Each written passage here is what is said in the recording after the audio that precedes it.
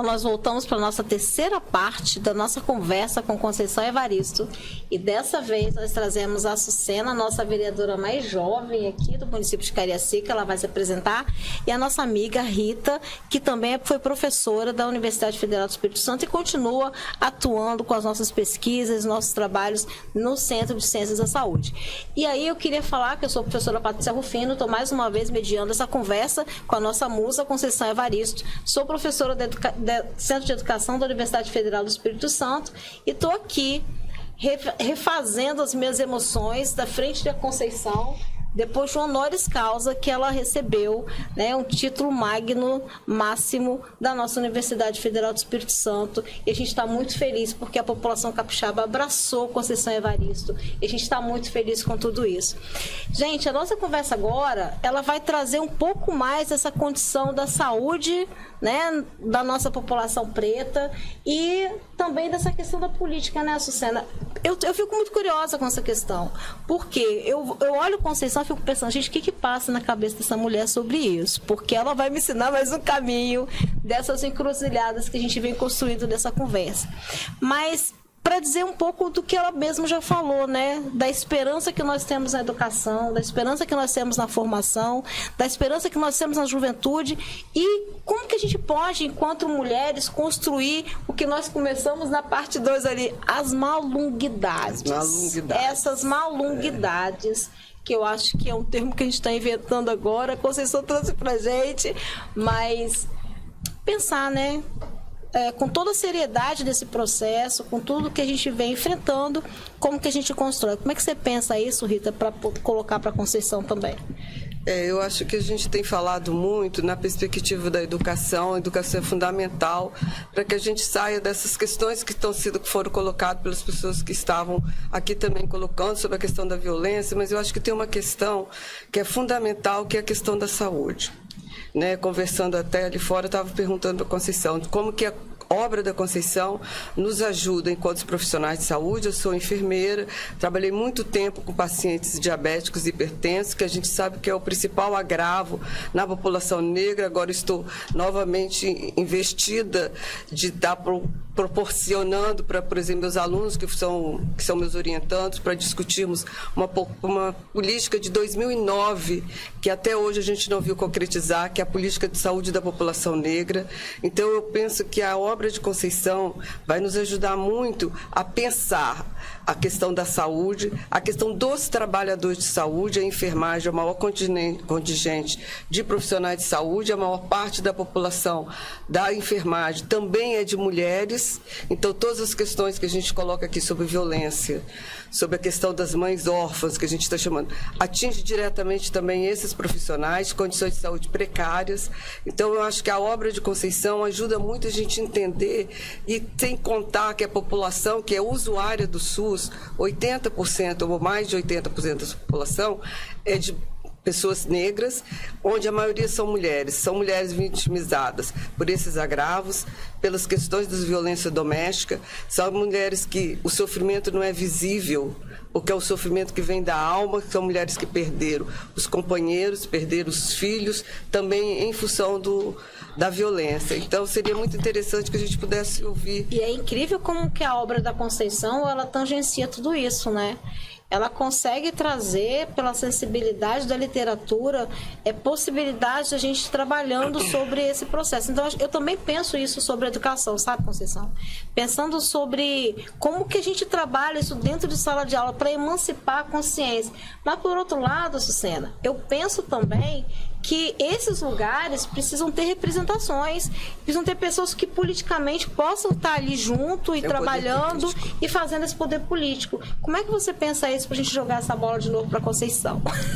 Primeiramente, dizer que eu estou muito emocionada de estar aqui, de frente a frente, com uma referência o espaço da construção de mulheres negras, para mim, sempre foi um lugar muito acolhedor e conheci, inclusive, foi através das Mulheres Negras do Encontro Nacional que eu estive com Conceição. Sou uma leitora das obras. Acho que o único que eu não li foi o Becos das Memórias, de poesia, mas os outros todos. Presenteei minha mãe, minha tia, que é uma mulher analfabeta funcional e que, alguns anos atrás, durante a pandemia, desenvolveu uma necessidade de ler, e aí os primeiros livros que eu presenteei foi Com Olhos d'Água. Presenteei meu pai também, enfim, toda a minha família com os livros de Conceição, porque eu queria ler, né? Então comprava, dava de presente, depois pegava emprestado para poder ler.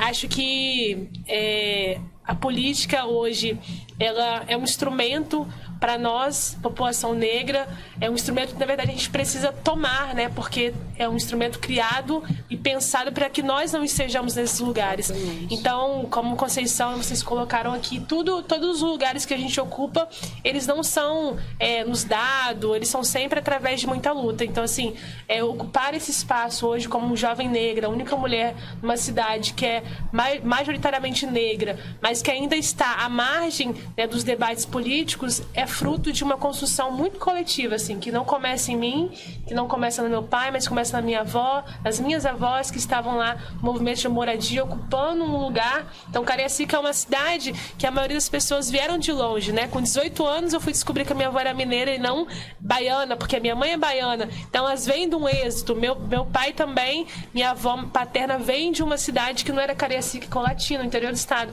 Então, a nossa cidade, ela tem esse elemento que são pessoas diversas, pessoas negras, vindas de êxodo, atrás de uma vida melhor, e eu acho que eu sou fruto dessa construção, né? Que não se inicia em mim, e não quero que também termine em mim, né? Que vá além. Quando traz Marielle, eu acho que ela foi, de fato, colocou sementes, né, assim, por todo o estado, porque desde 2022 a gente tem uma mudança mesmo no perfil, que não é espontânea, né, mas uma mudança real no perfil de eleitas, né, jovens, negros, por todas as cidades, por todo o país, que ainda é pequeno, né, quando comparado à maioria dos eleitos, mas que já significa uma mudança da política, porque quando a gente chega lá, a gente fala de outras coisas, a gente incomoda, a gente traz o nosso corpo, a nossa gente para dentro daquele espaço de poder. Então, acho que é fundamental. Bom, Conceição agora é o Trarapuca, espaço de poder e decisão, né? Mulheres na política, mulheres na construção desse espaço, né? Acho que a Rita colocou bem sobre esses outros lugares que a gente precisa ocupar. Como é que você pensa isso? Eu acho que a Sucena, quando jovens como você, né? Eu acho que significa também uma renovação na política, e aí, pensando no campo da saúde, né? O que uma representação política, né, de uma pessoa que vem também de classes populares, de uma pessoa negra, e eu acho que o grande impulso aí é pensar e construir projetos no espaço de poder, né, em cargos eletivos, dando resposta a uma população que te elegeu, é pensar em políticas públicas de saúde. E a gente sabe como essas políticas públicas de saúde também, elas foram impulsionadas a partir de um lugar de demanda, né? Foi o movimento social negro que começou a demanda na década de 70, 80, ainda, né? Pensando, inclusive, na anemia falciforme.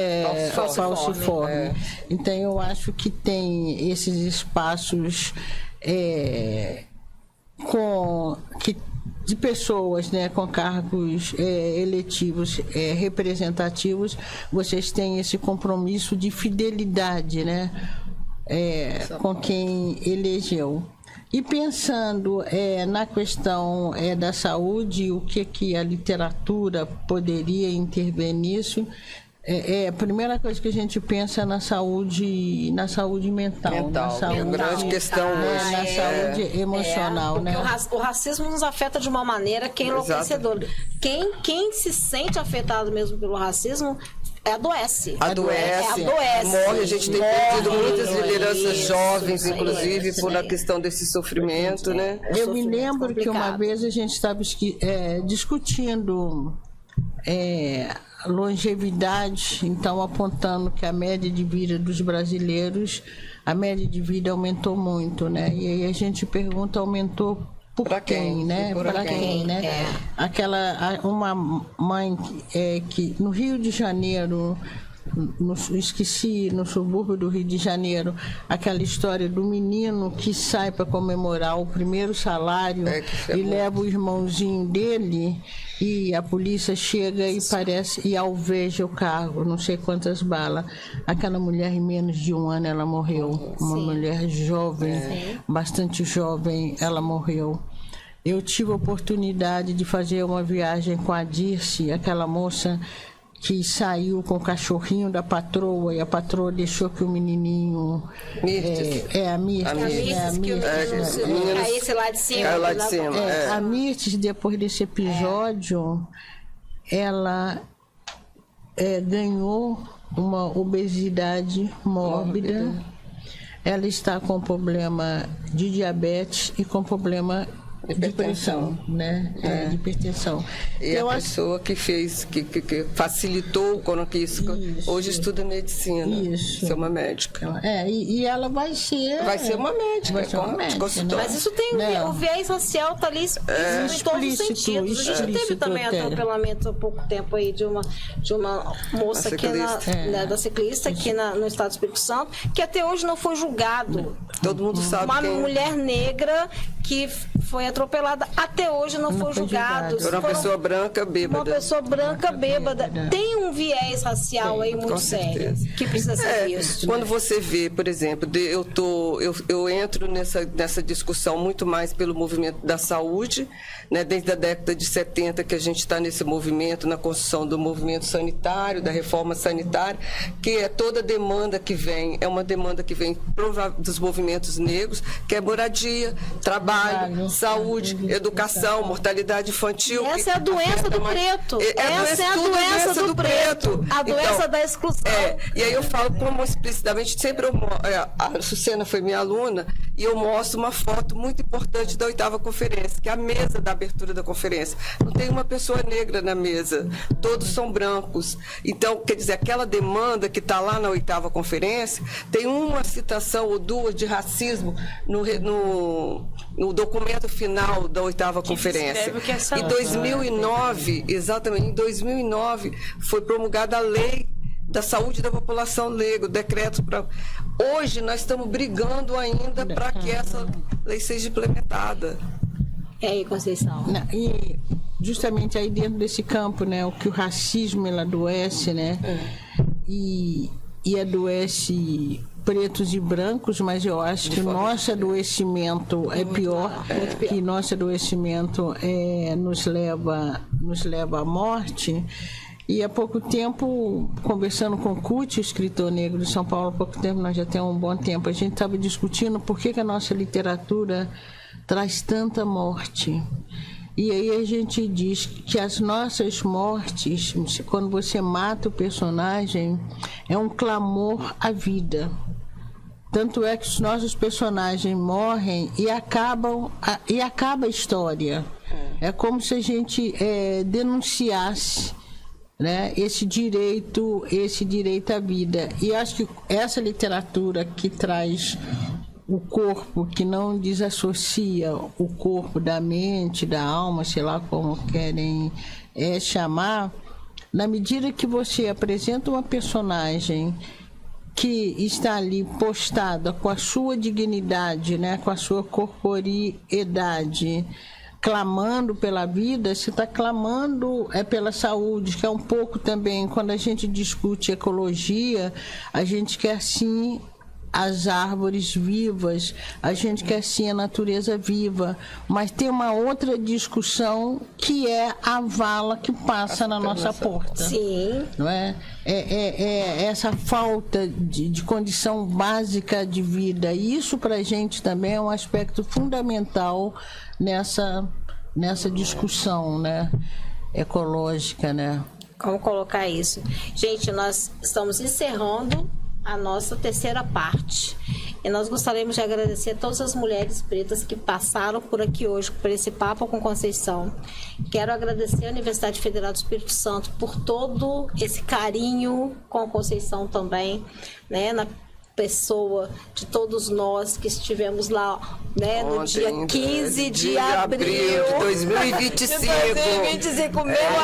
Data histórica, né? É memorável esse mês de abril, Mês de porque abril. também a gente teve a questão da cassação dos que receberam esse título e que estiveram na ditadura, foram pessoas que cooperaram bastante para a ditadura, e nesse mesmo mês a gente pega uma pessoa que é uma lutadora da justiça social, a favor da democracia, para receber esse prêmio aqui na universidade.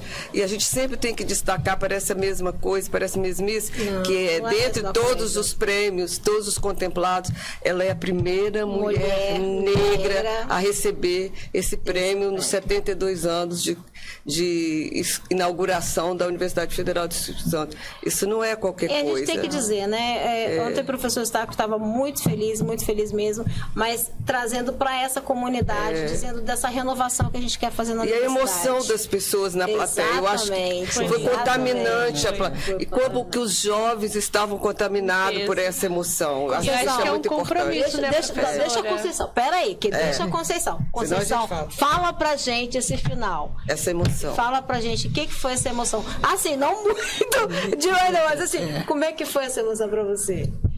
Para mim, essa emoção foi um certificado de que minha vida valeu a pena. Que a minha vida vale a pena. E para as mulheres da minha geração, para as mulheres que têm idade para ser mãe de vocês, né, que é o nosso caso, o meu caso ainda para ser avó, é depositar um voto de esperança e, ao mesmo tempo, um chamado de responsabilidade. Tem aí uma juventude que não pode nos trair. Exato. Foi muito difícil, né? Como se nós estivéssemos parindo você, tá? Parindo vocês que estão aí.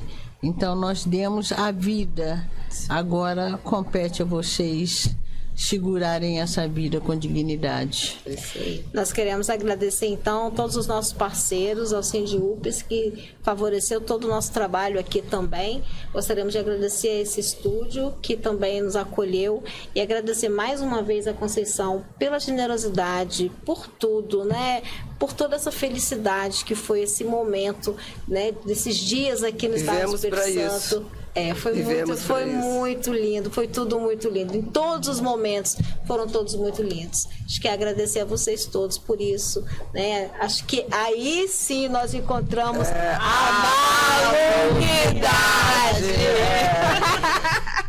É isso aí.